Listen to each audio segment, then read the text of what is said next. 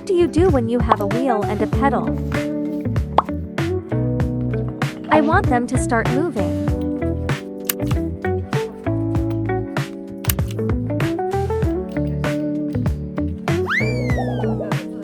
Now, let me get the parts ready first.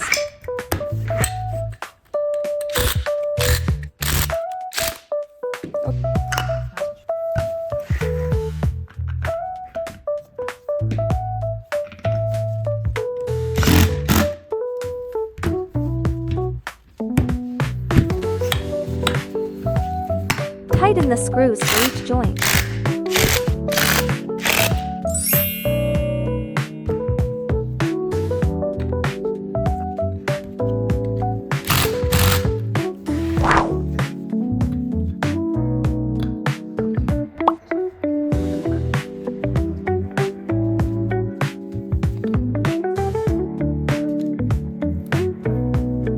Adjust the angle and position according to your height.